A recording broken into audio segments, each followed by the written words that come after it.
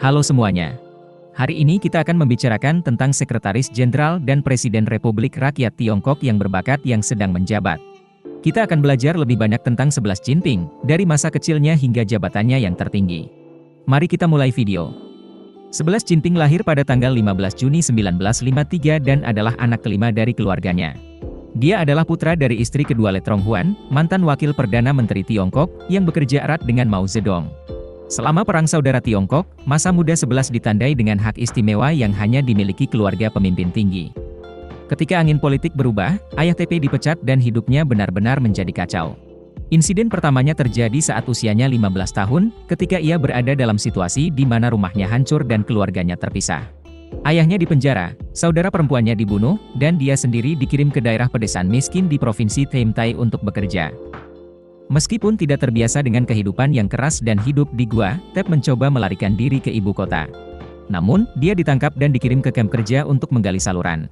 Selama 7 tahun, Tep hidup dan bekerja seperti petani sejati, melakukan semua pekerjaan dari beternak kambing hingga panen. Banyak peneliti Cina percaya bahwa adegan pemisahan keluarga, deportasi untuk bekerja di luar negeri, membentuk karakter 11 Jinping dalam hal kesabaran dan ketahanan terhadap tekanan. Kemudian, dalam wawancara pada tahun 2004, 11 mengatakan bahwa dia hanya merasa lega ketika kereta membawanya dari Beijing ke Xinjiang dan dia telah menyelamatkan hidupnya. 11 mengatakan bahwa dia bersyukur untuk waktu itu karena dia memiliki kontak dengan petani, kelompok populasi terbesar di Cina. Dengan demikian, kebijakannya menjadi lebih praktis dan efektif ketika dia berkuasa. Mengatakan bahwa Tep memiliki ketekunan yang jauh melampaui yang biasa tidak salah.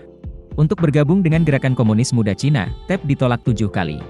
Dan untuk bergabung dengan Partai Komunis Cina, dia harus gagal 10 kali sebelum menjadi anggota. Tep adalah contoh khas dari kenaikan dari level dasar ke komite pusat, dimulai dengan bekerja sebagai sekretaris mantan jenderal ayahnya, kemudian sebagai sekretaris distrik dan naik perlahan-lahan menjadi sekretaris provinsi.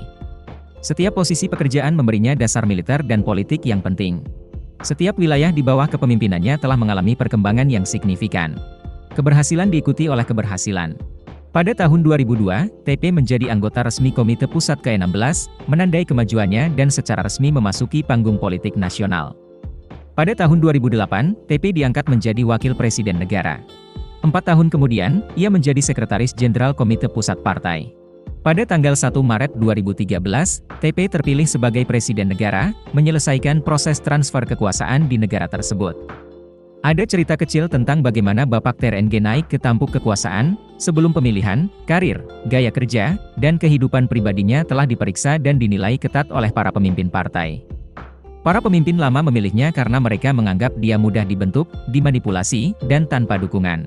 Namun, mereka meremehkan Bapak TRNG. Dari seorang kandidat yang mudah dikompromikan, dia akhirnya menjadi salah satu pemimpin yang paling tidak kompromi. Setelah naik ke tampuk kekuasaan, 11 Jinping melakukan serangkaian reformasi pendidikan. Dia menambahkan pemikiran 11 Jinping ke dalam kurikulum. Dia sangat menekankan ide-ide tradisional. Oleh karena itu, pemerintah Tiongkok berusaha untuk menyensor semua konten budaya dan sosial. Jika dianggap vulgar, tidak etis, tidak sehat, dan homoseksual, maka dilarang ditayangkan di televisi. Dan perjuangan tersebut sangat berkontribusi dalam memperkuat kekuasaan 11 Jinping, terutama dalam perjuangan melawan korupsi yang terkenal. Dalam waktu hanya 5 tahun dari 2012 hingga 2017, 1,5 juta pegawai negeri telah dihukum dan lebih dari 200 pegawai negeri mulai dari posisi wakil menteri telah ditangkap untuk penyelidikan. Bahkan mantan pegawai negeri pun tidak dapat lolos dari kesalahan, termasuk para pemimpin tingkat tinggi seperti Jiang Zemin, Bo Xilai, dan Li Ka-shing. Diperkirakan pembersihan kali ini hampir menghapus satu generasi pemimpin. Dalam hal ekonomi, 11 Jinping telah menunjukkan ambisinya untuk menjadi penguasa dunia. Dengan senjata, teknologi, dan pasar terpadat di dunia sebagai alat yang kuat untuk mewujudkan ambisi tersebut. Kita tidak bisa menyangkal bahwa jika pemerintahan Donald Trump, mantan Presiden AS, tidak memberlakukan serangkaian sanksi ekonomi terhadap Tiongkok, maka sekarang Tiongkok mungkin sangat dekat dengan posisi hegemoni ekonomi.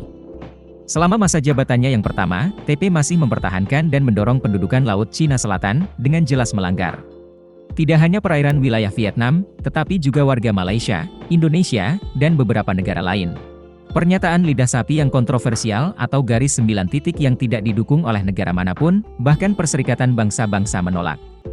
Namun, Cina tetap menginvasi perairan wilayah negara lain dan memasukkan bangunan dan kapal secara ilegal ke Laut Cina Selatan dengan sangat berani. Kekuatan laut negara lain telah merespons dengan sangat tegas dalam kasus tabrakan. Pemerintah Filipina telah mengadukan Cina ke Mahkamah Internasional, tetapi Cina tetap berani dan selalu memiliki niat untuk menduduki Laut Cina Selatan. Memang, para pemimpin Cina, apakah berbakat atau tidak berguna, semuanya dipenuhi oleh keserakahan. Niat mereka untuk tampil dan memaksa sangat tidak masuk akal dan bertentangan. Pada tahun 2022, ini akan menjadi tonggak penting bagi karir 11 Jinping. Dia melanggar aturan dan menjadi ketua tetap Cina, seperti Kaisar Putin telah lakukan. Sekilas tentang keluarganya. Istri pertamanya bercerai setelah 3 tahun karena perselisihan yang terus-menerus. Istri keduanya, Ban Levian, adalah seorang penyanyi musik rakyat terkenal di militer. Keduanya memiliki seorang putri bernama Tep Minh Trat. Semua informasi tentang pacarnya dijaga kerahasiaan, menurut rumor, dia dilindungi FBI 24 jam sehari.